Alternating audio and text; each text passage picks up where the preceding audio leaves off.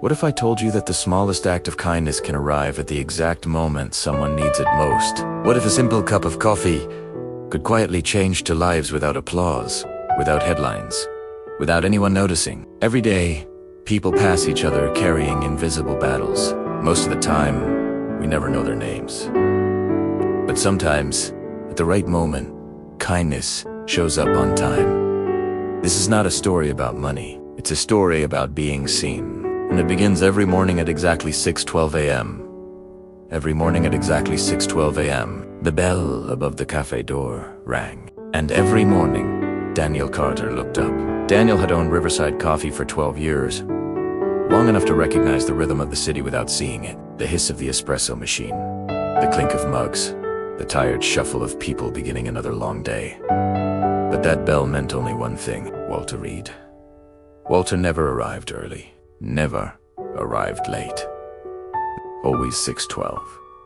He wore the same brown coat, worn thin at the elbows, and carried a faded canvas bag. His hair was white and neatly combed, his posture slightly bent, but his eyes were steady, kind, thoughtful, alive. He ordered the same thing every single day.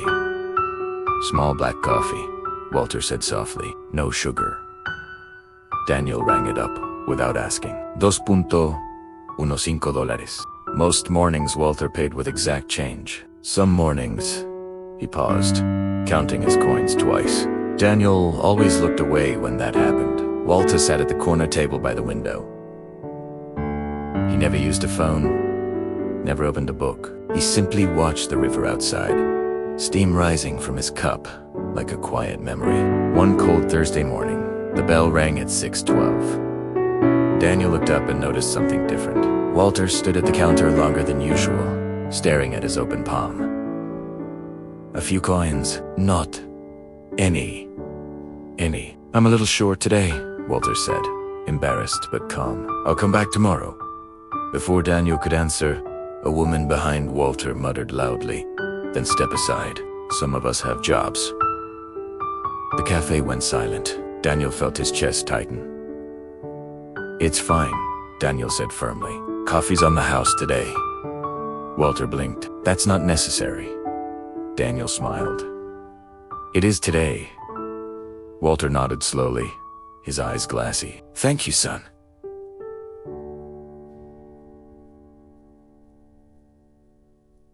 That morning, Daniel watched him more closely. When Walter finished his coffee, he didn't leave right away. Instead, he reached into his bag, pulled out a folded piece of paper, and wrote carefully. He walked back to the counter and placed it down. "For you," he said. Then he left. Later, Daniel unfolded the note. "Kindness is rarely free. Someone always pays. Today, you did. One day, I hope to return the favor." Daniel smiled and slipped the note into his pocket. He didn't think much of it. 2 weeks later, Riverside Coffee was in trouble. Construction down the street blocked foot traffic. Sales dropped. Bills piled up. Daniel stayed late every night, staring at spreadsheets, wondering how close he was to losing everything. One evening, after closing, Daniel found an envelope slipped under the cafe door. No stamp. No name. Inside was $300 in cash. And a note for the coffee you gave when you didn't have to. Daniel sat down, hands shaking. The next morning at 6:12, day bell rang. Walter walked in like nothing had changed. Daniel didn't speak. He poured the coffee, set it on the counter, and nodded. Walter met his eyes. "You received it." Daniel swallowed. "You didn't have to." Walter smiled gently. "I wanted to." From that day on, they talked. Not long conversations, just pieces of life. Daniel learned Walter had worked as a school janitor for 40 years, that he never had children, that his wife, Margaret, loved coffee more than he ever did. She passed 3 years ago, Walter said one morning, staring into his cup. This cafe was the last place we visited together. Daniel didn't interrupt. He just listened. Months passed, construction ended. Business slowly recovered. But one Monday morning, the bell didn't ring at 6:12. Daniel checked the clock. Las 6:15. Las 6:15. Las 6:20.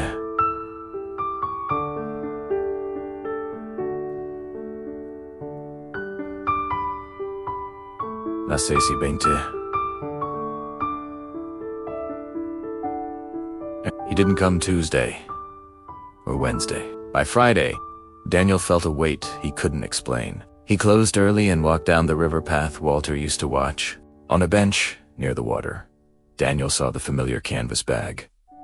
Folded neatly inside was a letter. If you're reading this, I didn't make it bike. My health declined faster than I admitted. But those mornings, those mattered. You treated me like I still belonged in the world. Daniel sat down, tears blurring the words. Inside this bag are letters from former students, people who became teachers, nurses, parents, good humans. I kept them to remind myself I mattered. Now I want you to have them at TBTM. One final line. Keep the coffee warm. Keep the kindness warmer. The following Monday, Daniel taped a small sign to the counter. Short on cash? You're still welcome. No explanation. At 6:12, tea. Bell rung. A young woman stepped inside, exhausted. Counting coins with trembling hands, Danielle smiled. Coffee's on the house today. She looked up. Why? Daniel thought of Walter. Of the river. Of the canvas. Bug. Because someone once paid for mine. She took the cup with both hands, tears falling into the steam, and kindness moved again.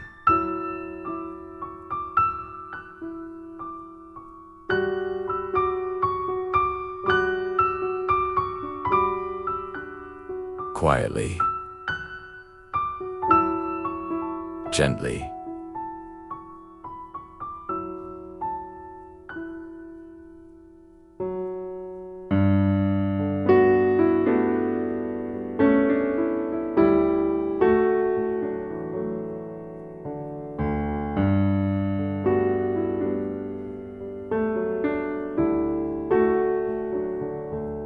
quietly.